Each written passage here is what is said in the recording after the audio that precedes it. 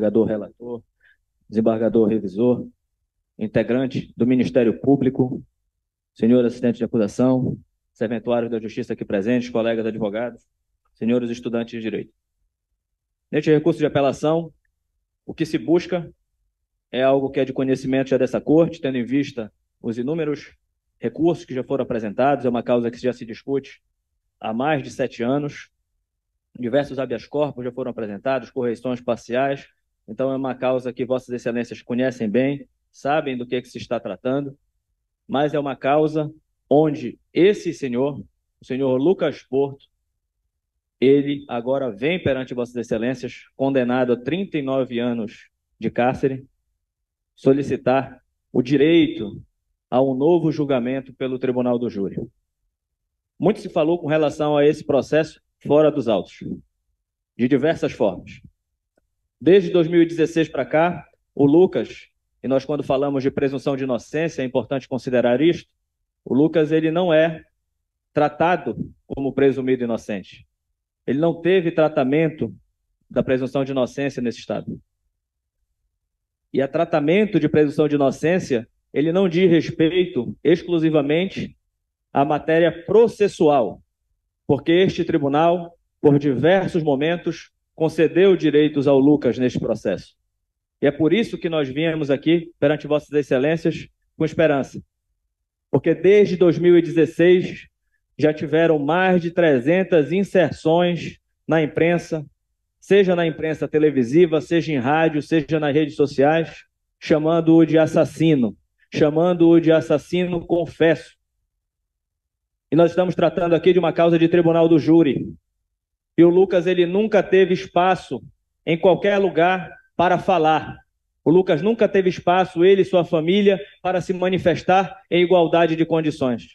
Ele foi completamente silenciado.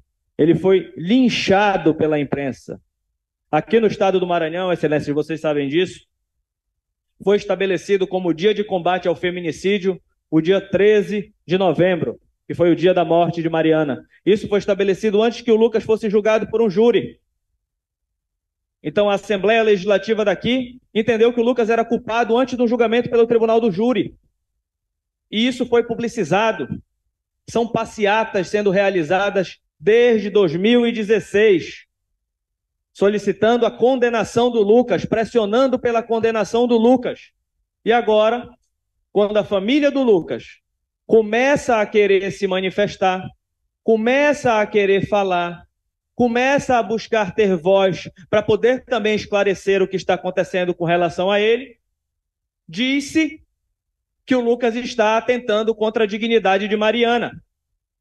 Causa-se mal-estar, porque coloca-se outdoor em propriedade privada da própria família do Lucas, chamando a atenção para as redes sociais dele, onde está mostrando o que está acontecendo no processo.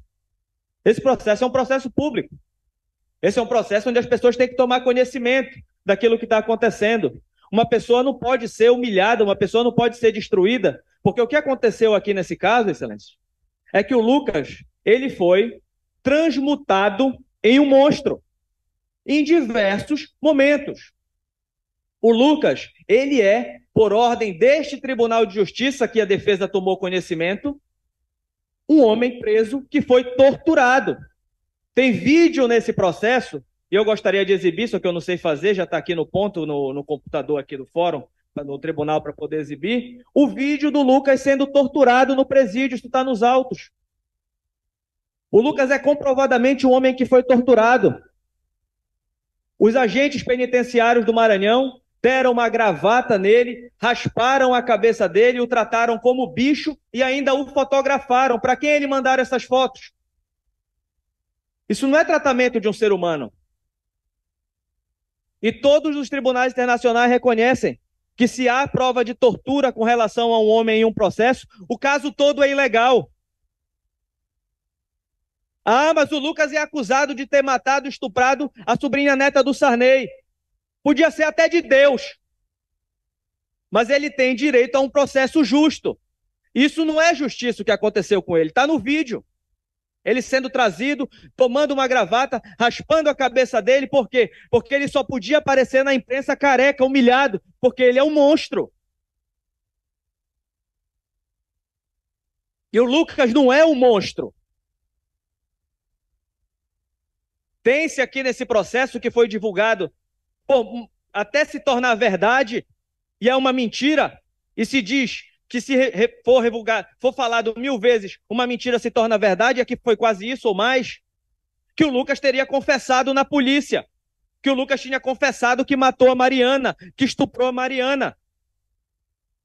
Basta ler o termo de declaração do Lucas na polícia. Nós pedimos a nulidade desse termo de declaração, porque o Lucas, todas as vezes que ele foi ouvido, ele negou que tivesse cometido qualquer crime contra a Mariana. O Lucas sempre disse que teve o crime de Lucas foi ter um relacionamento extraconjugal com Mariana. Está aí ele sendo torturado, contra a vontade. Vão dar uma gravata nele agora,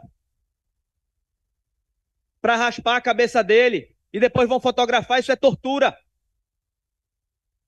É esse homem que foi submetido, olha aí ele tomando uma rasteira.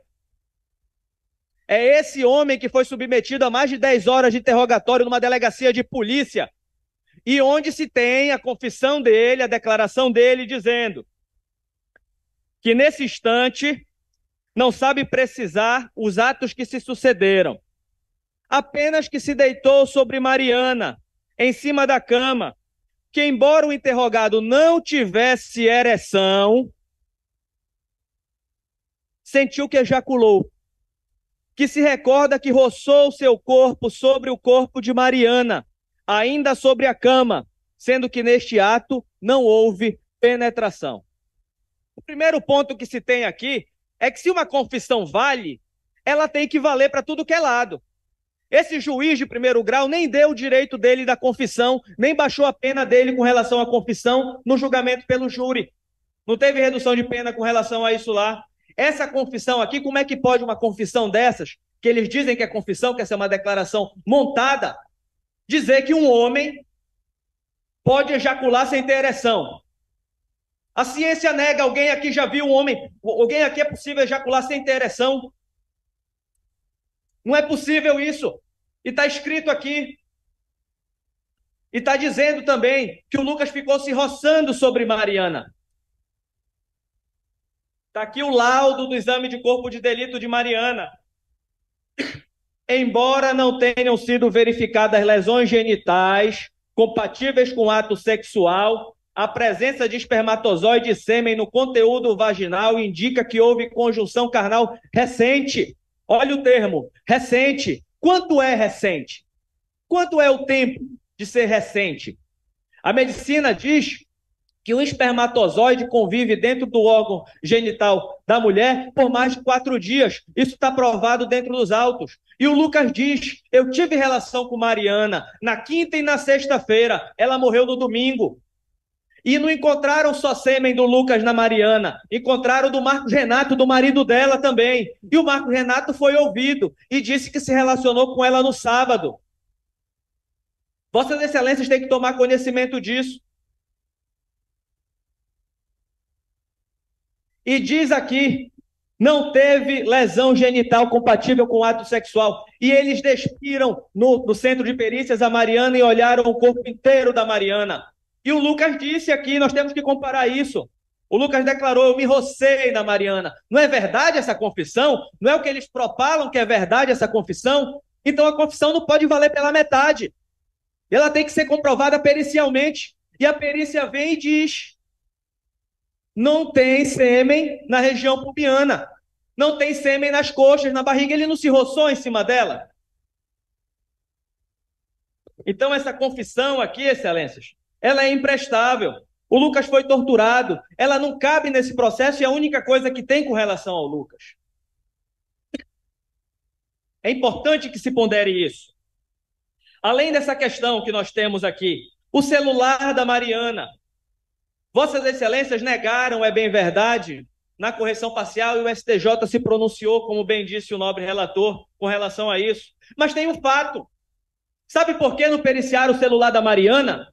Porque o perito do Instituto de Criminalística aqui do Maranhão perdeu a senha. E esse cara não foi processado pelo Ministério Público. Ele escreveu e enviou 2 ofícios dizendo que perdeu a senha.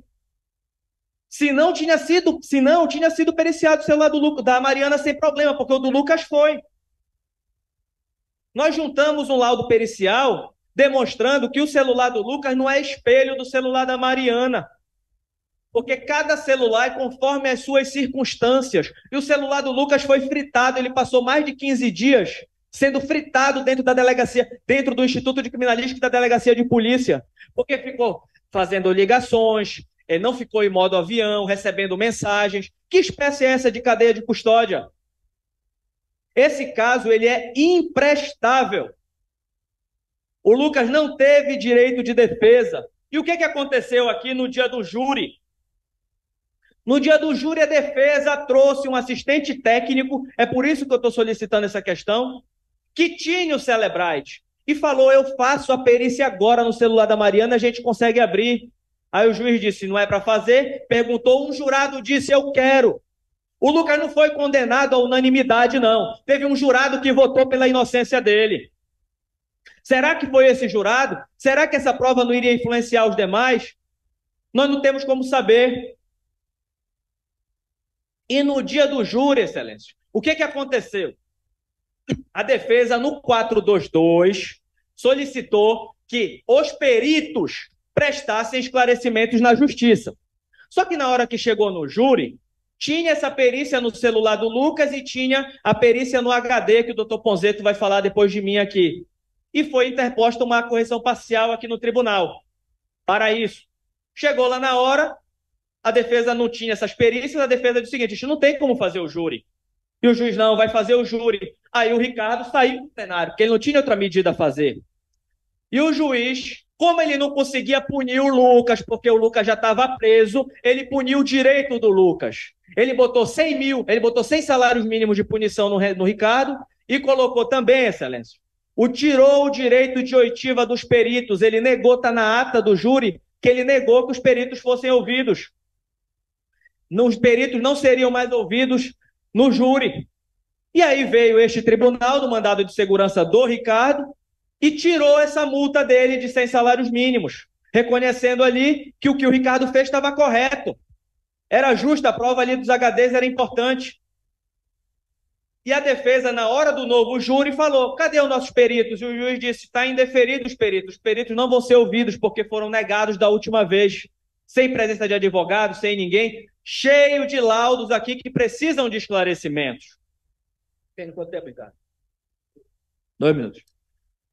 Então, houve cerceamento de defesa, porque a defesa não teve o direito de inquirir para prestar esclarecimentos em juízo dos peritos que arrolou no momento adequado e que são provas essenciais ao processo. O perito tem que explicar, está no artigo 159, parágrafo 5º, que ele tem que prestar esclarecimento em juízo, e esclarecimento em juízo não é só ficar narrando o laudo, é esclarecer o laudo. Ele tem que esclarecer para a gente o que ele está falando aqui de conjunção carnal recente. Ele tem que explicar como é que o celular do Lucas ficou sendo utilizado. Ele tem que explicar por que ele perdeu a senha. Ele tem que explicar que tem um perito chamado Délio Sobral, que ele não tem medo de entrevista, ele não tem medo de ir para podcast, ele não tem medo de fazer seminário com relação a esse caso, mas ele tem medo de ir para o júri. Por quê? Porque tinha que inquirir ele? Porque tinha que perguntar para ele? Porque tinha que extrair a verdade dele do que está acontecendo nesse processo? Foi cerceado o direito de defesa do Lucas com relação à impossibilidade da oitiva dos peritos, excelência. E a última questão, e o doutor Ricardo vai assumir aqui, é que essas roupas do Lucas, e o Lucas está sendo processado por isso, por denunciação caluniosa, e Vossa Excelência vão analisar isso também. Essas roupas do Lucas, o que aconteceu? O Lucas foi preso e disse, as minhas roupas estão na minha casa, no meu apartamento, e avisou para o delegado, entregou as chaves da casa dele, no 10º andar para o delegado, a chave do carro, e o delegado foi lá, está no termo de depoimento do delegado. E o delegado chegando lá, não achou essa roupa, e o delegado subiu para o 12º andar, que não é um apartamento do Lucas. É o apartamento da empresa do pai do Lucas. não é do Lucas, e sem mandado, sem autorização judicial, invadiu. Cadê o trinco? Tá aí o trinco? Não. Tá. Invadiu o apartamento e não achou nada. Passaram 2, 3 dias, aí foi lá. Carolina, ex-mulher do Lucas, Mariana, ex-cunhada do Lucas, primo delas, delegado, um monte de gente lá para dentro do apartamento, e entraram de novo no mesmo lugar que o delegado tinha entrado e localizaram. Tudo isso sem mandado e sem ordem judicial. Então, até essas roupas que foram localizadas com relação ao do Lucas, a prova é ilícita e deve ser desentranhada dos autos, Excelência. Agora o doutor Ricardo vai complementar aqui os termos da nossa razão.